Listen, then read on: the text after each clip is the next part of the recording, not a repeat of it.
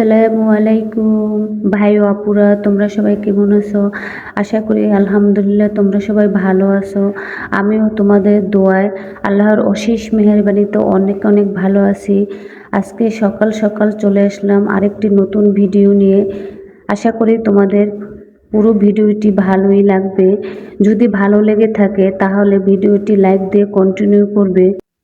গতকালকে আমরা যখন রাতে সবাই খাবার খাই তখন অনেকগুলি ভাত ছিল। তখন আপনাদের ভাইয়ে বলতেছে ভাতে পানি দিয়ে রাখো, সকালে উঠে মরিচ পোড়া দিয়ে এবং মাছ ভাজি দিয়ে পানি ভাত খাবো। আমার স্বামী আদেশ করেছে, তার আদেশকে অমান্য করতে পারি, এই জন্য রাত্রে ভাতে পানি দিয়ে রেখেছিলাম। সকালবেলা উঠে স্বামী স্ত্রী দুজনে খেতে বসলাম পানি ভাত। অনেক দিন যাবৎ পানি ভাত খাই না, এর জন্য দুইজনে মিলে পানি ভাত খাইতেছি। আমার ভাতে পানি দিয়ে নিচ্ছি, আপনার ভাইয়ে পানি ভাতে পানি দিয়ে খায় না, সে শুকনো শুকনো করে খায়। আর আমি পানি দিয়ে না খেলে পানি ভাতের সেরকম একটা মজা বা টেস্ট খুঁজে পাই না, এর জন্য আমি পানি ভাতে সবসময় পানি দিয়ে খাই। পানি ভাতে পানি দিয়ে খেলে অন্যরকম একটি মজা লাগে আমার কাছে। আজকে পানি ভাত দিয়ে পুঁটি মাছ ভাজি খেয়েছি এবং মরিচ পোড়া দিয়ে খেয়েছি। মনে হচ্ছে পোলাও বিরিয়ানি মাংসের চেয়ে এই ভাত আরও বেশি মজাদার এবং টেস্টি। আমরা স্বামী স্ত্রী দুজনে পানি ভাত খেয়েছি আর দুই ছেলের জন্য ডিম ভাজি করে রেখেছি এবং নুডলস রান্না করে রেখেছি আর রুটি বানিয়ে দিয়েছি। তারপরে আপনার ভাইয়ে সকালের পানি ভাত খেয়ে চলে গেছে বাজার আনতে। আজকে আপনাদের ভাইয়ে যা পছন্দ করে সেইগুলি নিয়ে এসেছে। লাল শাক নিয়ে এসেছে, লাউ এনেছে, চিংড়ি মাছ এনেছে এবং পুঁটি মাছ নিয়ে এসেছে। পুঁটি মাছ দিয়ে লাল শাক রান্না করব এবং লাউ দিয়ে চিংড়ি মাছ দিয়ে রান্না করব। আমি আর আমার ছেলে লাল শাক খাই না, লাল শাক খেলে আমাদের অ্যালার্জির সমস্যা হয়। আজকে আমার স্বামীর পছন্দ মতন সব রান্না করব। আজকে কেন, আমি প্রতিদিনই আমার স্বামীর পছন্দ মতন রান্না করে থাকি। আমি যখন প্রতিদিন রাতে ঘুমাই, ঘুমানোর আগে আপনাদের ভাইয়ের কাছে সকালে কি রান্না করব জিজ্ঞেস করি, রাফসানের আব্বু সকালে কি রান্না করব, দুপুরে কি খাবা, কি রান্না করব। সে বলবো প্রতিদিন আমার কাছে জিজ্ঞেস করতে হবে কেন, তোমার যা মন চায় তাই রান্না করো। তারপরও সংসারের কর্তা বলে কথা। আমার আম্মাকে দেখতাম আমার বাবাকে জিজ্ঞেস করতে, আবার আমার দাদি নানিকে দেখতাম আমার দাদা নানাকে জিজ্ঞেস করে তারপরে রান্না করতো। সেই দেখে দেখে আমারও একটা নিয়ম চলে আসছে। আমার স্বামীর কাছে যখনই রান্না করি তখনই জিজ্ঞেস করে থাকি। আমার ভালো লাগে তার কাছে জিজ্ঞেস করে রান্না করতে। এই যে আপনাদের ভাইয়ে আমার সাথে মাছ কাটতেছে, আমি পুঁটি মাছ কাটতেছি, সে আমাকে আপনাদের ভাইয়ে চিংড়ি মাছগুলো পরিষ্কার করে দিচ্ছে। আমি মনে করি আল্লাহ তাআলা এই পৃথিবীতে আমাকে অনেক সুখী রেখেছে, কারণ আমি আমার সংসারে স্বামী সন্তান নিয়ে অনেক সুখে আছি আলহামদুলিল্লাহ। আল্লাহ তাআলা আমার জীবনে এরকম একজন মানুষ দিয়েছেন, যেই মানুষটা আমাকে সব সময় আমার সংসারে কাজে কম বেশি সাহায্য করে থাকে, আমার সংসারে আমার মতামতের গুরুত্ব দিয়ে থাকে এবং সে যদি কোনো কাজ করে থাকে আমাকে এসে জিজ্ঞেস করবে এই কাজটি করলে কেমন হয়, কীরকম হয়। আমি আবার দেখা যায় মতামত যে যদি ভালো লেগে থাকে সে গ্রহণ করে থাকে, আর যদি ভালো না লেগে থাকে গ্রহণ করে না। তারপর আমার কাছে অনেক ভালো লেগে থাকে যখন কোনো বিষয়ে সে আমাকে জিজ্ঞেস করে, এটাই আমার কাছে মনে শান্তি পাই। আমার দুই ছেলের কথা আর কি বলবো। ছোট ছেলের বয়স 3.5 বছর আর বড় ছেলে 8 বছর। যখন দেখা যায় আমি অসুস্থ থাকি, আমার বড় ছেলে ঘুম থেকে উঠে আমার বাসাটা পুরো ঝাড়ু দেয় এবং রুমের বিছনা গুছিয়ে থাকে। আবার আমি যখন শুয়ে থাকি আমার মাথার কাছে গিয়ে আমার মাথায় হাত বুলিয়ে দেয়। সন্তানের এই যে ভালোবাসা, এর চেয়ে আর পৃথিবীতে কী দরকার বলো তো। আমার মাথার কাছে বসে বসে আমার ছেলে কোরআন তেলাওয়াত করে থাকে এবং আমার মাথায় হাত বুলিয়ে দেয়।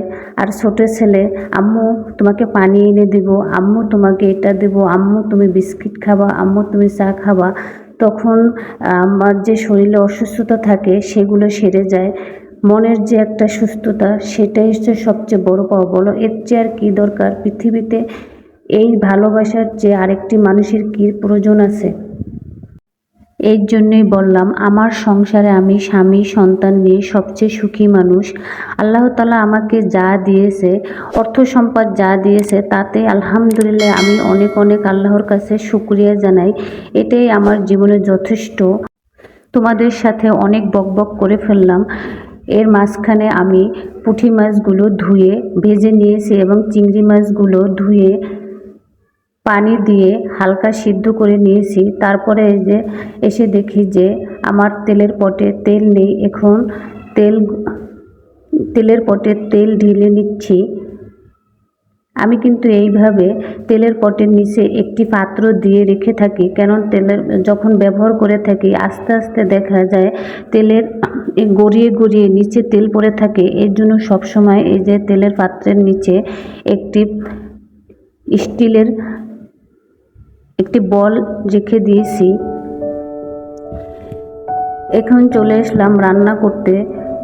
চুলা অন করে কড়াই বসিয়ে দিয়েছি, কড়াইতে তেল দিয়েছি। ও ভাই ও আফুরা, আরেকটি কথা তোমরা দেখে থাকবে, আমি প্রত্যেকটা ভিডিওতে রান্না করার জন্য সরিষার তেল ব্যবহার করে থাকি। আমরা সরিষার তেল খেয়ে থাকি, সাদা তেলটা খাই না। সাদা তেলটা তারপরে সবসময় বাসায় রেখে থাকি, কেননা বাচ্চাদের জন্য দেখা যায় অনেক সময় ভাজাভাজি করার জন্য সাদা তেলটা প্রয়োজন হয়। তেলটা গরম হওয়ার পর থেতো করা পেঁয়াজ রসুনগুলো দিয়ে দিয়েছি। পেঁয়াজ রসুনগুলো 2 মিনিটের মতো ভেজে তারপরে পরিমাণ মতো লবণ, হলুদের গুঁড়া, মরিচের গুঁড়া দিয়ে অল্প পরিমাণে পানি দিয়ে পানির সাথে মশলাগুলো মিশিয়ে ভালো করে 3 মিনিটের মতো কষিয়ে নিব। যখন দেখব মশলাগুলো থেকে তেল ছেড়ে দিয়েছে, তখন ধুয়ে রাখা কেটে রাখা লাউগুলো দিয়ে দিচ্ছি। আজকে আমি চিংড়ি মাছ দিয়ে লাউ রান্না করব। এর জন্য লাউগুলো একটু পাতলা পাতলা করে কেটে নিয়েছি। এখন লাউগুলো আমি মশলার সাথে ভালোভাবে মিশিয়ে দিব। লাউগুলো মশলার সাথে মিশিয়ে তারপরে ঢাকনা দিয়ে ঢেকে 3-4 মিনিটের মতো কষিয়ে নিব।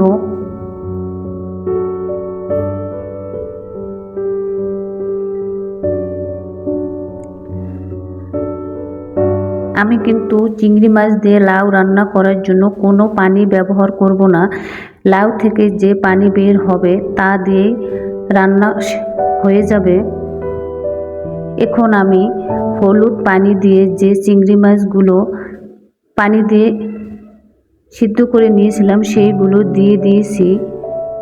একটা টমেটো কুচি করে কেটে দিয়েছি। এখন ঢাকনা দিয়ে ঢেকে আরও 4 মিনিটের মতো রান্না করে নিব। ঢাকনা উঠিয়ে আবার একটু নাড়াচাড়া করে দিব। নিচের লাউগুলো উপরে উঠিয়ে দিব, উপরের লাউগুলো নিচে দিয়ে দিব। তারপরে ঢাকনা দিয়ে ঢেকে 5 মিনিটের মতো লাউ চিংড়ি রান্না করে নিয়েছি। এখন চলে আসলাম লাল শাক রান্না করার জন্য। লাল শাক রান্না করার জন্য চুলা অন করে থেতো করা পেঁয়াজ রসুন দিয়ে দিয়েছি। পেঁয়াজ রসুন 2 মিনিটের মতো ভেজে পানি দিয়ে এখন পরিমাণ মতো লবণ, হলুদের গুঁড়া, মরিচের গুঁড়া পানির সাথে মিশিয়ে নিচ্ছি। তারপরে মশলাগুলো 5 মিনিটের মতো কষিয়ে নিয়েছি। যখন দেখেছি মশলা থেকে তেল ছেড়ে দিয়েছে, তখন পরিমাণ মতো পানি দিয়ে ঢাকনা দিয়ে ঢেকে 3 মিনিটের মতো জাল করে যখন বলক চলে আসছে, তখন ধুয়ে রাখা লাল শাকগুলো দিয়ে দিয়েছি। লাল শাকগুলো দিয়ে তারপরে লাল শাকগুলো একটু নাড়াচাড়া করে দিয়ে ঢাকনা দিয়ে ঢেকে 5 মিনিটের মতো রান্না করে নিব। তারপরে ঢাকনা উঠিয়ে এখন ভেজে রাখা পুঁটি মাছগুলো দিয়ে দিচ্ছি। পুঁটি মাছগুলো দেওয়ার পরে একটু নাড়াচাড়া করে পুঁটি মাছগুলো ডুবিয়ে ঢাকনা দিয়ে ঢেকে আরও 3 মিনিটের মতো রান্না করে নিব। এই যে আমার অফ ক্যামেরায় আমি দুপুরে গোসল করে বাচ্চাদের গোসল করিয়ে ওদের দুপুরে খাবার খাইয়ে দিয়েছি। আমি নিজেও খাবার খেয়েছি এবং দুপুরের নামাজ সেরে নিয়েছি। এখন আপনার ভাইয়ে বিকেলবেলা বাচ্চাদের জন্য এই যে ছোট ছোট পুরি নিয়ে এসেছে। এই পুরিগুলো খেতে কিন্তু খুবই টেস্টি এবং মজাদার। পুরির সাথে যে টকটা দিয়েছে এই টকটা কিন্তু অনেক মজাদার। এই যে দেখেন টকটা দেখতেই মনে হচ্ছে অনেক টেস্টি এবং মজাদার। এই টকটা কিন্তু খুবই ঘন এবং টকটা তেঁতুল দিয়ে এবং অনেক রকমের মশলা দিয়ে বানিয়েছে। এই যে টকগুলো দেখতে কত সুন্দর দেখেন। ভাই ও আপুরা, আজকে এই পর্যন্তই। আবার কোনো নতুন ভিডিও নিয়ে তোমাদের সামনে হাজির হব। তোমরা সবাই আমার এই নতুন চ্যানেলকে এগিয়ে নিবে, আমাকে বেশি বেশি সাপোর্ট করবে। ভাই ও আপুরা, তোমরা যদি আমাকে সাহায্য না করো তাহলে আমার এই নতুন চ্যানেলটিকে সামনে এগিয়ে নিতে পারবো না। তাই ভাই ও আপুরা, আজকে এই পর্যন্তই। আল্লাহ হাফেজ।